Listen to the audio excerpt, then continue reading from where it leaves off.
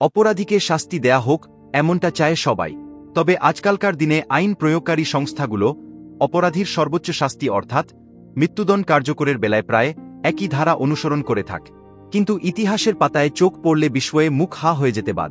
কারণ তখনকার দিনে একজন অপরাধীর মৃত্যুদণ্ড কার্যকর করতে আইনশৃঙ্খলা রক্ষাকারী বাহিনী এতটাই ভয়াবহ অত্যাচার পদ্ধতির দ্বারস্থ হতো, যা আজকের দিনের কেউ কল্পনাও করতে পারবে না।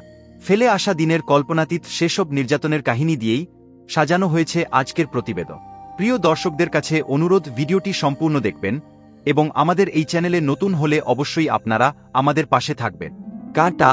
একটি বেল্টে দুই প্রান্তে কাঁটা বিশিষ্ট এই জিনিসটি আটকে তা অপরাধীর গলায় পরিয়ে দেয়া হতো।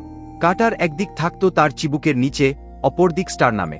এরপর দোষী ব্যক্তিকে ঝুলিয়ে দেয়া হতো। গলায় দ্বিমুখী কাঁটা আটকে থাকায় বেচারা সারাক্ষণ গলা সোজা করে রাখতে বাধ্য হতো। ঘুম আসলেই খবর ছিল গামলা। অপরাধীকে একটি গামলায় এমনভাবে রাখা হতো যাতে তাদের মাথাটি শুধু বাইরে থাকে। এরপর একজন প্রহরী এসে তার মুখে মধু ও দুধ মেখে দিয়ে যেত। ফলে অল্প সময়ের মাঝেই মাছি এসে সেখানে জড়ো হতো। তাকে নিয়মিতভাবেই খাবার দাবার দেয়া হতো এবং শেষ পর্যন্ত নিজের মলমূত্রের মাঝেই গামলায় থেকে মৃত্যুবরণ করতে হতো অপরাধীকে। শুলে চড়ানো। এক্ষেত্রে দোষী ব্যক্তিকে তীক্ষ্ণ ফলা বিশিষ্ট মোটা একটি দণ্ডের উপর জোর করে বসিয়ে দেয়া হতো। এরপর ধীরে ধীরে দণ্ডটি উপরের দিকে উঠাতে থাকলে অপরাধীর নিজের ওজনেই আস্তে আস্তে দণ্ডটি তার শরীর ভেদ করে ঢুকতে থাকত। এভাবে একজন ব্যক্তির মারা যেতে 3 দিন পর্যন্ত সময় লাগত। এ ধরনের শাস্তি প্রদানের ব্যাপারে বেশ কুখ্যাত ছিলেন ভ্লাদ দ্য ইস্পেলার। কাটার মালা। কাঠ কিংবা ধাতব পদার্থের তৈরি এ মালাও পরানো হতো দোষীর গলায়। ফলে মাথা নিচু করা, খাওয়া দাওয়া করা কিংবা শোয়া কোনো কিছুই করতে পারত না তারা। ক্রুশবিদ্ধকরণ। এক্ষেত্রে একজন ব্যক্তিকে কাঠের তক্তায় চড়িয়ে বেঁধে রাখা হতো কিংবা তার হাতে পেরেক গেঁথে আটকে রাখা হতো। এভাবে বেশ কিছুদিন রাখার ফলে শ্বাসরোধ হয়ে একসময় মৃত্যু ঘটত দণ্ডিত ব্যক্তি। Lead sprinkler. প্রথমে গলিত সীসা, আলকাতরা, গরম পানি কিংবা গরম তেল দিয়ে পূর্ণ করা হতো যন্ত্রটি। তারপর অপরাধীর শরীরের বিভিন্ন জায়গায় ঢেলে দেয়া হতো সেগুলো। ফলে যন্ত্রণায় কাতরাতে কাতরাতে একসময়ে মৃত্যুর কোলে ঢলে পড়ত বেচারা। Iron maiden. লোহার তৈরি কেবিনেটের দরজার ভেতরের দিকে কাটার মতো অংশ থাকত। অপরাধীকে একবার ভেতরে ঢুকিয়ে দিলে কাটার কারণে তার পক্ষে আর নড়াচড়া করা সম্ভব হতো না। তখন অপর পাশ থেকে প্রশ্নকর্তা তাকে নানা বিষয়ে জিজ্ঞাসা করতেন, আর দরকার মনে করলে সেসব খাঁজ কাটা অংশ দিয়ে খোঁচাও দিতেন। Coffin torture. মধ্যযুগের অত্যন্ত পরিচিত এক নির্যাতন পদ্ধতি ছিল এ কফিন টর্চার। লোহার তৈরি এসব খাঁচায় একজন মানুষকে ঢুকিয়ে তার উপর নির্যাতন করা হতো বলেই এরূপ নামকরণ।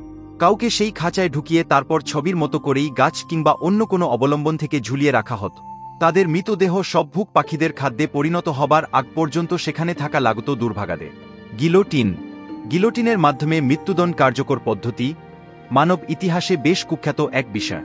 এ পদ্ধতিতে একটি দড়িতে প্রথমে ধারালো ব্লেড আটকে ঝুলিয়ে রাখা হতো। এরপর অপরাধীর মাথা ফ্রেমে জায়গামতো রেখে দড়ি ছেড়ে দিলেই দেহ থেকে আলাদা হয়ে যেত মাথাটি। এতক্ষণ ধরে যেসব নির্যাতনের কথা বললাম তার মাঝে গিলোটিনে মৃত্যুই সবচেয়ে দ্রুত কার্যকর হয়। আগেকার দিনে এটাকেই মৃত্যুদণ্ড কার্যকরের সবচেয়ে মানবিক উপায় হিসেবে গণ্য করা হতো। জিহ্বা কেটে ফেলা। আদালত যদি দোষী ব্যক্তির জিহ্বা কাটার রায় দিত তাহলে ব্যবহার করা হতো কেচির মতো দেখতে এই জিনিসটি। অবশ্য এর আগে মাউথ ওপেনার ব্যবহারের মাধ্যমে জোর করে দণ্ডিত ব্যক্তির মুখ খুলে রাখার ব্যবস্থাও নেওয়া হতো।